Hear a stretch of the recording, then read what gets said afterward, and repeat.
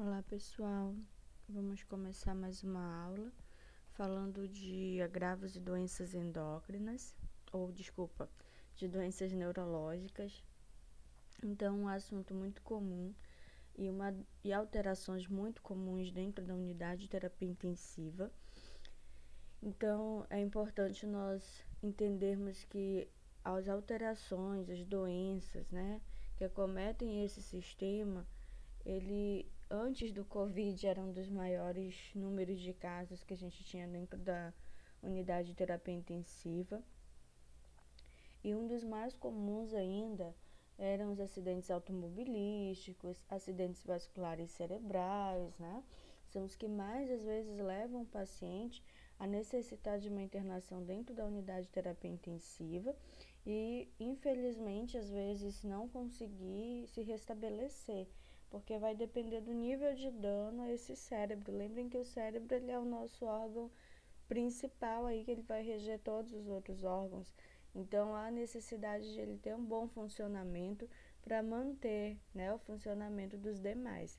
Então, a partir do momento que existe um nível de lesão cerebral muito grande, consequentemente vai haver um nível de lesão do restante do corpo, que pode ser temporário ou definitivamente.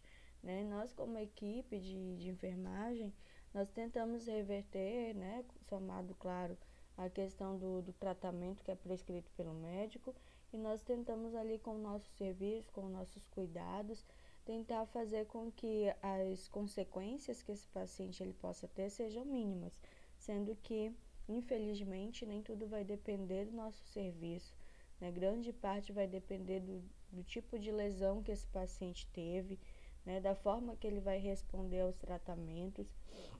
Então, é importante nós, pelo menos, relembrarmos ou vermos quais são as principais doenças, alterações que vão levar esse paciente à necessidade de internação dentro da unidade de terapia intensiva.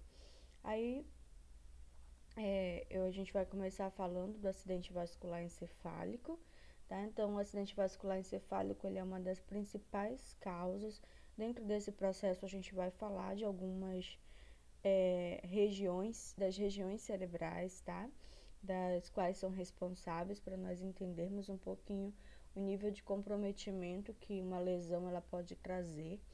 Então, o acidente vascular encefálico, o famoso, muita gente se refere a derrame, mas não é dentro do conceito em si, da situação, não é a mesma coisa, mas ele é popularmente, vulgarmente conhecido como derrame, mas para nós ele é conhecido, o termo correto é acidente vascular encefálico, tá? Então, acidente vascular encefálico, ele existe de duas maneiras, existem dois tipos, mas em si, quando ocorre a obstrução, ou a diminuição do fluxo sanguíneo em determinada região cerebral, ou no cérebro inteiro. Então, quando existe a diminuição do fluxo sanguíneo, então existe um acidente vascular encefálico.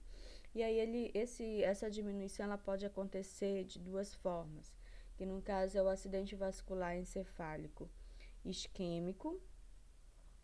No caso do acidente vascular encefálico isquêmico, ocorre devido à obstrução de um vaso sanguíneo, da forma que vocês estão vendo aqui. Então, se o vaso sanguíneo cerebral, um vaso sanguíneo do cérebro, ele fica obstruído, consequentemente, não tem como haver uma passagem de fluxo sanguíneo. Se não houver uma passagem de fluxo sanguíneo, é claro que a região cerebral que tem esse vaso obstruído, ela não vai conseguir manter o fluxo, de sangue, não vai conseguir manter a oxigenação das células dessa região, de forma que o tecido ele vai morrendo aos poucos.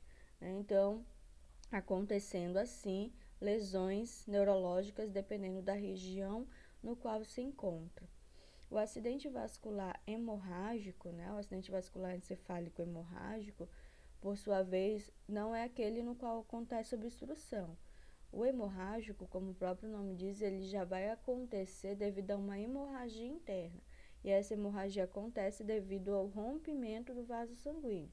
Ao invés dele ficar somente obstruído, ele acaba se rompendo. Algumas pessoas costumavam dizer que todo paciente que tinha um acidente vascular encefálico hemorrágico, ela ia a óbito. Não é verdade porque vai depender do calibre do vaso, do tempo que está acontecendo essa hemorragia. É claro que se esse rompimento acontecer em uma artéria, acontecer em um vaso calibroso, a probabilidade desse paciente realmente a óbito é grande por conta de que está acontecendo uma hemorragia interna cerebral e aí para reverter fica mais difícil, né? E se não tiver um atendimento muito rápido, infelizmente, a pessoa vai a óbito. Então, existe esses dois tipos de acidente vascular encefálico. O isquêmico, que ocorre pela obstrução de um vaso sanguíneo, e o hemorrágico. Independente de qual seja, significa que o cérebro ele está sendo privado, né, determinada região cerebral está sendo privada de oxigênio, seja por conta da obstrução, seja por conta da hemorragia. Lembrem, não tem oxigênio, não tem outras substâncias importantes para manter essas células cerebrais elas irão morrer. Se elas morrerem, consequentemente, as lesões, né, irão acontecer, seja na fala, seja nos movimentos, eles irão acontecer porque justamente essa região cerebral, esse local, ele deixou de funcionar devido à privação de oxigênio, devido à privação de um fluxo sanguíneo adequado. Então, essa parte é o que eu já expliquei para vocês, e aqui a gente relembra um pouquinho da anatomia, né? Para nós termos uma ideia que todo o nosso cérebro, ele, claro, como o restante do corpo, ele vai ser irrigado por vasos sanguíneos, né? Ele tem vasos sanguíneos que o sangue que passa por eles vai irrigar essas células. Então, como eu disse, depende da região aonde está acontecendo essa privação de oxigênio para determinar os tipos de comprometimento que esse paciente vai ter. Por isso que nem sempre é possível determinar inicialmente. Nós percebemos os primeiros sintomas. Claro, fora da unidade de terapia intensiva, porque se o paciente está numa unidade de terapia intensiva por conta de um acidente vascular encefálico, justamente é por conta de comprometimentos maiores complicações, né? Então, fora isso, em uma situação de emergência, nós conseguimos notar as primeiras alterações, mas o nível maior de perda de sensibilidade, de movimento, vai ser notado com o decorrer do tratamento desse paciente. Então, só para nós relembrarmos a parte da anatomia, nós sabemos que o cérebro, né, ele é composto aí de 5 regiões importantes, né, que são lobo frontal, lobo parietal, lobo occipital, né, e o lobo temporal. Então, ele é composto desses 4 lobos, regiões que são importantes e a gente vai definindo elas no decorrer da aula. Então, cada região dessa, não que ela seja responsável somente por uma função, mas ela tem suas respectivas responsabilidades e funções, né? E para melhor estudo também foi dividido nesses lobos para melhor entendimento. E aí tem a parte, né, do cerebelo, tronco cerebral, então também são as outras regiões do cérebro. E aí eu coloquei aqui algumas funções que são realizadas por esses lobos, tá? Lobo frontal, ele geralmente está responsável pelas funções da parte superior do corpo, tomada de decisões, soluções de problema e planejamento. O lobo parietal, ele é responsável pela recepção e processamento das informações sensoriais, parte de sensibilidade, né? O lobo occipital é responsável por conseguir processar o que está sendo visualizado, né? Responsável pela visão. E o lobo temporal, ele é o principal responsável quanto ao armazenamento de memória, emoções, de percepção da audição, da linguagem, tá? Então, não é que eles só façam essas funções, mas a principal atuação deles são nessas respectivas funções, né, sensibilidades que a pessoa tem. E aí também dá para a gente dividir da mesma maneira a questão dos hemisférios. Hemisférios são os lados, tá? Então, o cérebro ele é dividido em 2 hemisférios, 4 lobos e 2 hemisférios. Os dois hemisférios são o direito e o esquerdo. Então, esses hemisférios, esses lados, eles são unidos pelo corpo caloso, que é esse Czinho aqui interno, tá? Esse é o corpo caloso. Esse corpo caloso, ele faz com que o lado direito e o lado esquerdo, eles se comuniquem, tá? De forma que a gente entende que, às vezes, uma lesão no lado direito vai refletir no lado esquerdo, né? Então, e vice-versa, uma lesão no lado esquerdo vai refletir no lado direito. Então, no lado esquerdo, geralmente responsável pela linguagem, raciocínio lógico, pensamento analítico, sequencial e temporal, lógica linear, né? Então, questão de movimento, de equilíbrio. Direito, visualização, imaginação, é a parte, né, o lado mais emotivo, criatividade, intuição, raciocínio entre tempo e espaço, né? Então, por isso que dentro da unidade de terapia intensiva, mesmo que o paciente esteja inconsciente, a gente tenha o cuidado de manter o tratamento mais humanizado e falar bom dia, boa tarde, boa noite, que mesmo o mínimo a gente pode estar estimulando, não existe certeza em relação a isso, mas a gente pode estar estimulando, né, sinapses em que a pessoa ela pode ter uma noção entre tempo e espaço. E também o lado direito, ele é responsável pela parte mais artística, né, de música, de ritmo. Então, se a gente fosse separar em lobos, hemisférios, quanto às funções cerebrais, e pudesse colocar e tivesse como colocar as funções, principais funções de cada uma dessas regiões, elas poderiam se dividir dessa maneira. Mas não significa que vai depender, né? Se tudo isso vai ser afetado, isso vai depender do nível de lesão cerebral que essa pessoa teve. No caso do acidente vascular encefálico, vai depender do nível de privação de oxigênio que essa região cerebral teve, para determinar realmente o nível de comprometimento que teve, que pode não ser somente de fala, pode ser também de memória, pode ser também de aprendizado, né? Então, aí vai determinar de forma diferente para cada pessoa.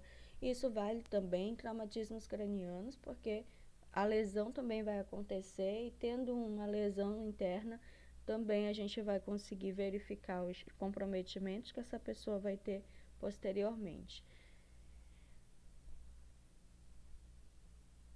Então, entre as principais causas que podem levar ao acidente vascular encefálico, destacam-se hemorragias, tá? Por conta de acidentes, embolias gasosas, placas de ateroma, que a gente já falou até nas aulas anteriores a respeito das doenças vasculares, né?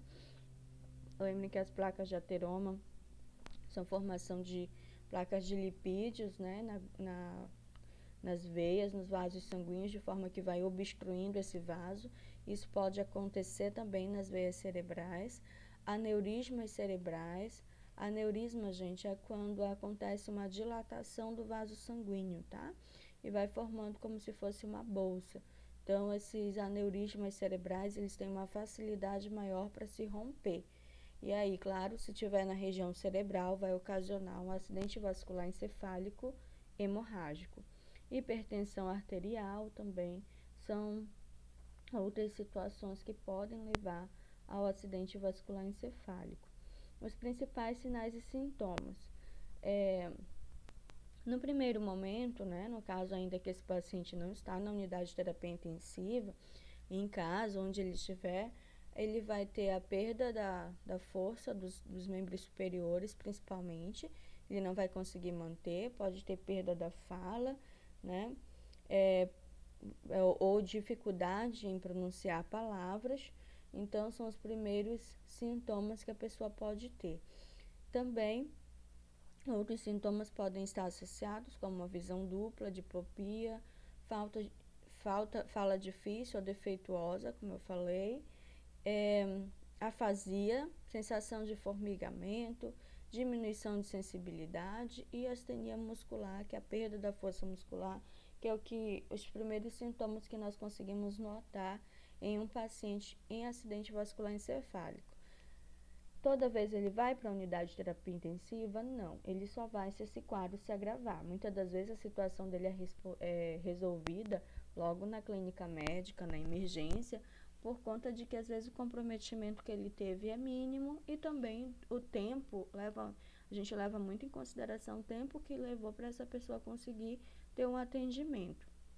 Quanto mais rápido acontecer esse atendimento médico, mais rápido esse problema vai se resolver e menores serão os riscos de complicações que essa pessoa possa ter, tá? Mas aí, se realmente houver um comprometimento maior, que leva à dificuldade respiratória, às funções vitais importantes para manter o funcionamento dos órgãos, aí nesse caso é uma situação em que a pessoa com acidente vascular encefálico ela vai necessitar de um leito dentro da unidade de terapia intensiva.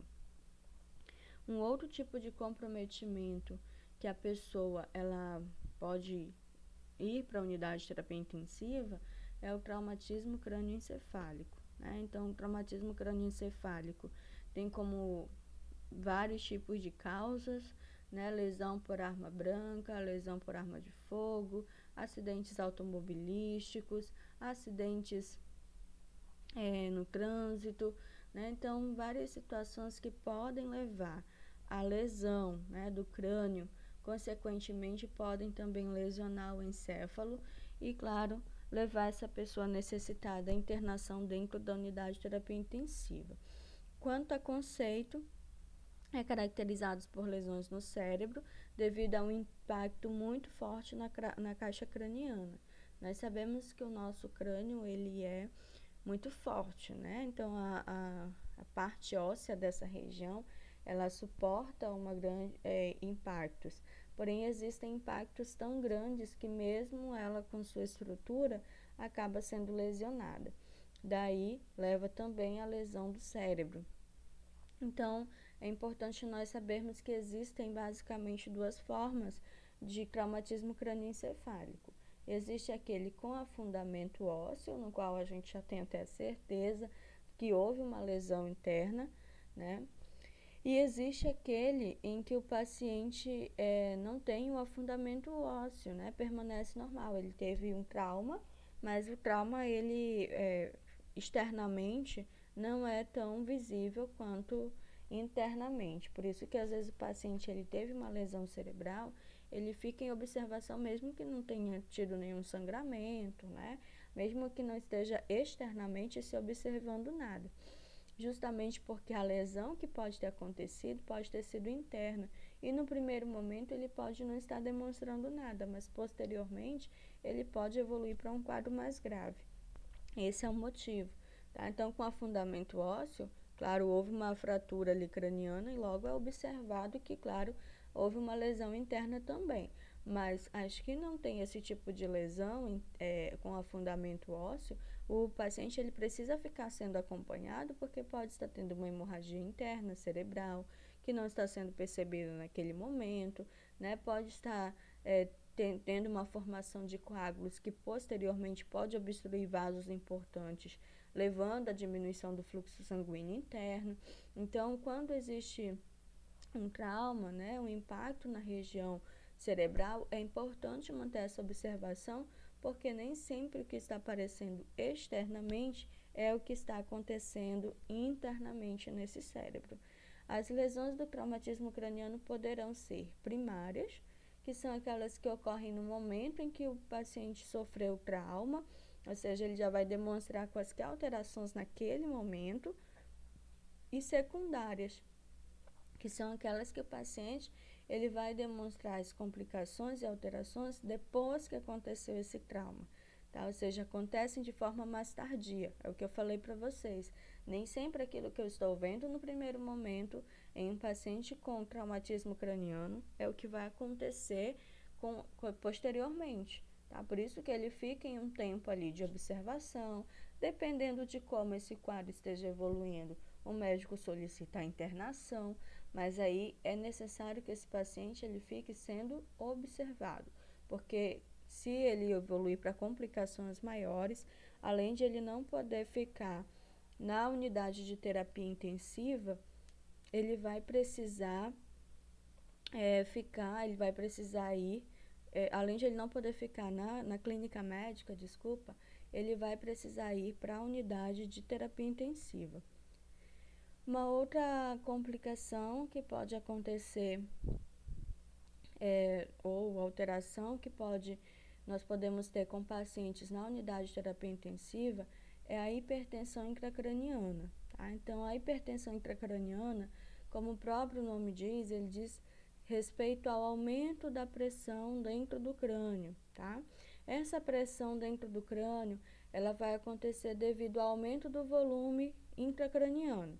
Isso ocorre geralmente por conta de sangramento, a hidrocefalia, né? São as principais situações aí que podem fazer com que esse volume intracraniano aumente e, consequentemente, a pressão interna dentro desse crânio aumente.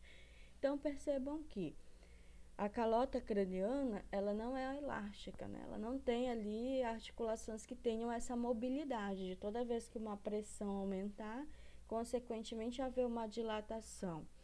De forma que, se esse volume intracraniano aumentar, consequentemente vai haver uma compressão maior de vasos sanguíneos. Tá? Então, para que isso não aconteça e esse cérebro ele seja privado de oxigenação, aí existem alguns cuidados que serão realizados, tá? Então, quando ocorre o aumento dessa pressão intracraniana, ocorre a compressão de veias e artérias, como eu acabei de falar, o que pode provocar a diminuição da oxigenação cerebral. Então, os pacientes que geralmente têm risco, né, de desenvolver essa hipertensão intracraniana são os pacientes vitimados pelo traumatismo crânioencefálico, como nós vimos anteriormente. Esses pacientes, eles devem ser monitorados, né, quanto a essa pressão intracraniana. A pressão intracraniana, quando o paciente está em repouso, ela deve ser, para ser considerada normal, menor que 15 milímetros de mercúrio, tá? Então, esse é o valor que a gente mensura, deve ser aproximadamente menor que 15 milímetros de mercúrio. Ela é mensurada desta maneira: pressão intracraniana, tá? Monitor de PIC, ó. Monitor de pressão intracraniana. É colocado um catéter, instalado um catéter médico, tá? O médico ele coloca esse catéter na região intracraniana e vai conectar esse catéter ao monitor, justamente para que apareça aqui no monitor o valor dessa pressão intracraniana. Lembrem que valor considerado normal deve ser inferior a 15 milímetros de mercúrio. Se está acima disso, significa que essa pressão intracraniana ela está muito elevada, precisa descomprimir, às vezes vai precisar drenar líquidos ou sangue dessa região para que o volume intracraniano ele diminua. Aí eu coloquei aqui para vocês e enviei também pelos slides, né, como acontece esse processo de mensuração dessa pressão intracraniana. Então, algumas manifestações clínicas que esse paciente com a hipertensão intracraniana ele pode apresentar são crises convulsivas, vertigem, alterações cardiorrespiratórias, porque lembra, o cérebro ele mantém as funções tanto voluntárias quanto involuntárias, e dependendo da região afetada ou do nível de compressão que essa pressão interna está ocasionando, consequentemente ele pode ir perdendo essas funções gradativamente, que é tendo bradicardia, parada respiratória, né? Junto a esses outros sintomas, ele pode também ter cefaleia, vômitos em forma de jato, nem sempre, tá? Mas ele pode ter essas manifestações também. As principais formas de tratamento para auxiliar, né, principalmente na manutenção dos órgãos vitais, é que esse paciente ele tenha uma assistência ventilatória, nem sempre só de oxigenação, às vezes ele vai precisar ficar fazendo uso do ventilador mecânico, fazendo uso de terapias medicamentosas, anticonvulsivantes, corticoides, manitol, que vai auxiliar a diminuir essa pressão intracraniana, né? E até alguns medicamentos que possam levar à sedação desse paciente, porque ele precisa se manter calmo, né, para que essa pressão intracraniana ela reduza. E também, claro, nas funções que esse paciente pode ter de eliminação e de absorção de nutrientes, que no caso é a sondagem, né, as sondagens gástricas e os cateterismos vesicais. Na maioria das vezes, no caso, o de demora, né, instalado o catéter de demora. E uma outra alteração comum que nós temos dentro da unidade de terapia intensiva é o coma, né? Então, é importante nós sabermos que o estado de coma, quando nós falamos relacionado a isso, é o estado de perda de consciência, né? Devido à ausência de estímulos, ele não tem reações aos estímulos externos, e é um estado patológico, tá? Porque a gente, quando dorme, perde a consciência, né? Então, entra em estado de inconsciência, mas isso é algo fisiológico normal. O estado patológico, ele faz com que o paciente ele tenha essa perda de consciência, a ausência da reação aos estímulos de forma patológica. E aí ele não tem reações, ou se tem, são mínimas, relacionado a estímulos visuais, auditivos, olfativos, táteis. No entanto, mesmo que esse paciente esteja inconsciente, ele mantém conservada funções respiratórias, circulatórias, porque caso ele não mantenha essas funções, consequentemente é caracterizado morte cerebral, né? E aí, claro, já não tem mais funcionar, não tem como os outros órgãos funcionarem. Então, o estado de coma é patológico porque ele perde a consciência, porém, mesmo na perda da consciência, ele consegue manter as funções respiratórias e circulatórias, que são funções vitais para o funcionamento do nosso organismo. Então, quais são as causas, né, de um paciente ele ser comatoso, né, ou levar esse paciente ao coma? Problemas psiquiátricos graves que evoluem para situações graves, né? Podem levar esse paciente a essa perda de consciência. Infecções sistêmicas e generalizadas que chegam até a região cerebral e podem levar esse paciente ao estado de coma. Intoxicação com drogas, né? No caso, as overdoses, quando não evoluem para um estado letal, elas podem deixar esse paciente em um estado de coma.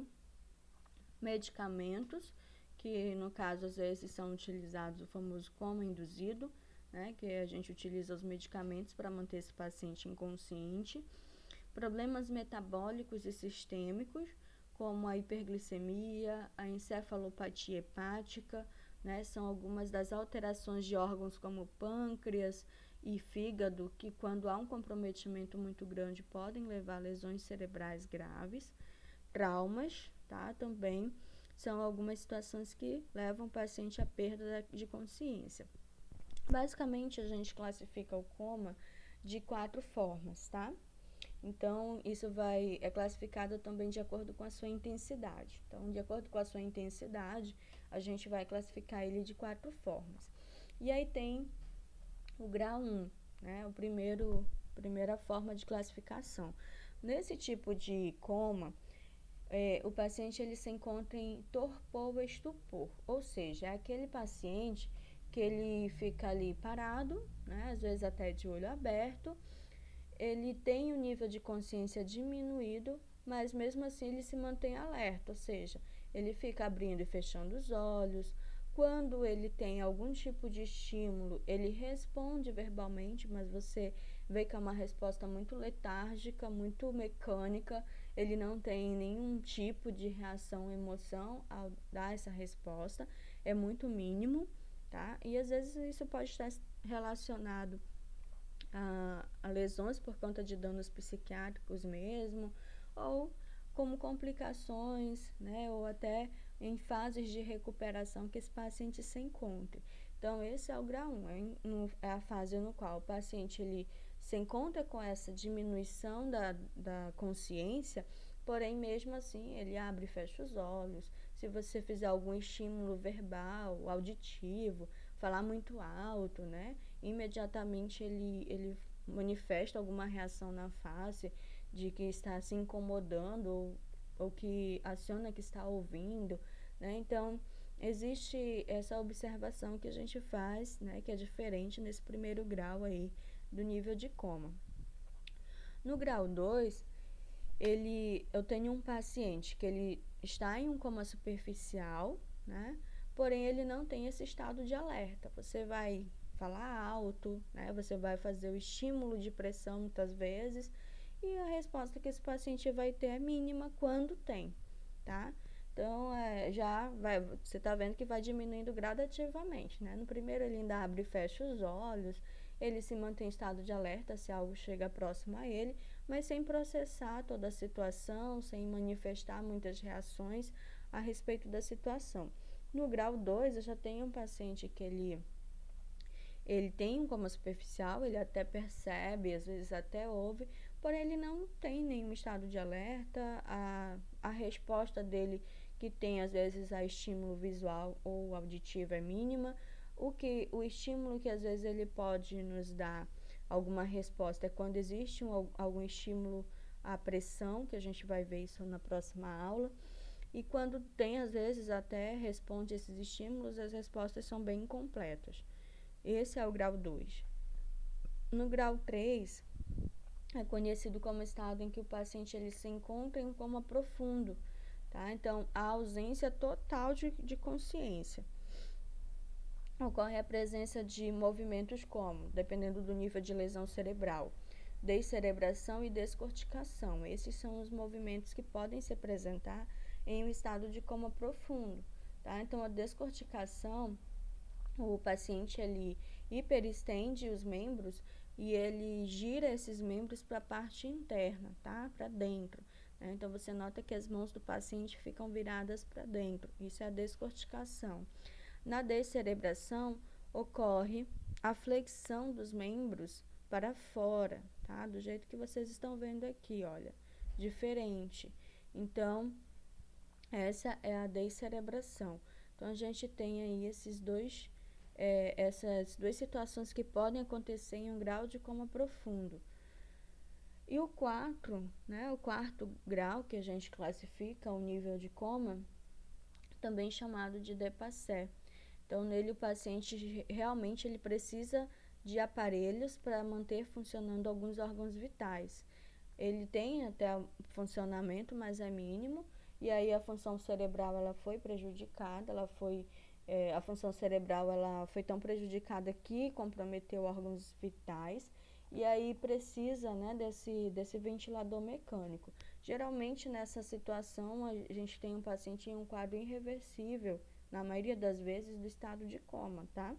Não é via de regra, mas a maioria dos pacientes que chegam nesse nível de coma em que existe uma dependência total de um suporte ventilatório por conta da debilidade cerebral, são pacientes que eles se encontram em estágio irreversível mesmo.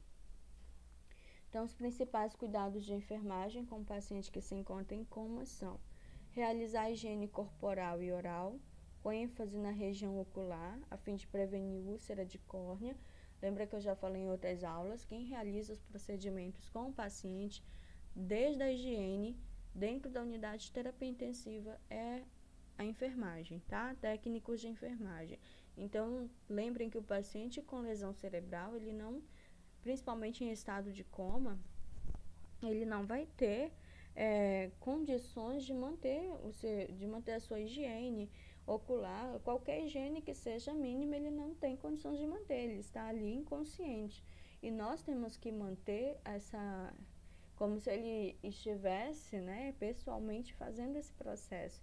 Então, é dever nosso cuidarmos não somente da higiene pessoal em geral, como oral, a região ocular, né? Na região ocular, às vezes, por conta do tempo que ele fica com os olhos fechados, há um ressecamento muito grande, né? Que pode levar à formação de úlceras na córnea, e aí o paciente que entrou em coma por causa de uma outra situação, ele acaba saindo com perda parcial da visão por conta de falta de cuidados com a região ocular. Então, a gente umidifica essa região ocular diariamente, às vezes tem prescrição de algum colírio, mas a gente umidifica um próprio soro fisiológico durante a higiene desse paciente. Então, a gente mantém os cuidados, tá? Nós verificamos os sinais vitais, que é algo comum, temos que monitorar constantemente para prevenir, né, ou tentar prevenir quaisquer intercorrências. Nós administramos a dieta desse paciente conforme a prescrição médica, tá, ou do nutricionista. Mantemos o controle das eliminações do paciente, principalmente se é um paciente que ele apresenta um quadro de hipertensão e junto a todo esse processo debilidades renais. Então, mesmo que ele não apresente, a gente tem que verificar, registrar esse volume urinário diariamente para nós conseguirmos verificar se ele está conseguindo manter as eliminações adequadamente. Realizamos mudança de decúbito, porque senão vocês sabem, o paciente ele entra com AVC, um AVE, e sai de lá com uma lesão por pressão, né? Isso se não evoluir para uma infecção maior. Então, a gente tem esse cuidado em realizar mudança de decúbito dentro das possibilidades que sejam apresentadas por esse paciente. Proporcionamos apoio emocional aos familiares, né? Lembrem que quaisquer informações, boletins médicos devem ser passados pelo próprio médico à família. Nós apenas prestamos apoio, né? Observamos, damos àquela família privacidade nos momentos de visita. Então, tentamos ter esse tratamento mais humanizado. Proporcionamos ao máximo um ambiente tranquilo e silencioso, evitando conversas desnecessárias, né? Então, até algo que ainda é um mistério para a ciência, por mais artigos e estudos que tenham publicado, mas ainda é um mistério sabermos o nível de coma de um paciente, né? O nível de inconsciência de um paciente. Tem paciente que quando ele acorda, né? Quando ele retorna desse coma, é um paciente que ele lembra das vozes, ele lembra do que foi dito durante esse processo. Então, é importante nós mantermos a ética, né, dentro do ambiente de trabalho, mantermos o cuidado a esse paciente de forma correta, né, evitar conversas que não sejam necessárias ou até incomodem. Então, tenhamos bastante cuidado, estejamos humanos ao tratar um paciente que esteja em estado de coma, porque posteriormente ele pode lembrar-se. E até mesmo o que nós falamos, às vezes pode incentivá-lo a conseguir lutar contra a doença ou não. Então, não existe, a gente não tem algo tão específico, né? Uma pesquisa tão avançada que nos dê algo tão profundo a respeito desse nível de coma que a pessoa possa entrar. A gente tem como verificar os níveis de inconsciência, porém, até que nível vai haver um registro de informações, aí a gente já não tem como saber. Mas nesse caso, é importante nós mantermos sempre a ética e o cuidado humanizado com os nossos pacientes.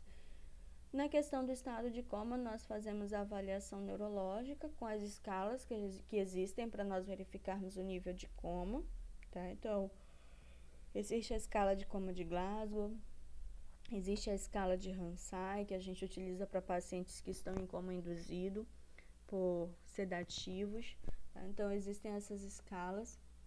Amanhã nós vamos falar sobre elas. E aí é a forma que nós conseguimos manter ou verificar, avaliar o nível de inconsciência, tá? Mas não quer dizer que por eu ter um paciente com Glasgow muito baixo, significa que ele é um paciente que não esteja ouvindo nada. Como eu falei, isso ainda é um mistério para a ciência. Então, pessoal, essa foi a nossa aula de hoje. Amanhã nós vamos continuar falando relacionada a essa aula das escalas, tá? Que são escalas utilizadas para verificar o nível de inconsciência dentro da unidade de terapia intensiva.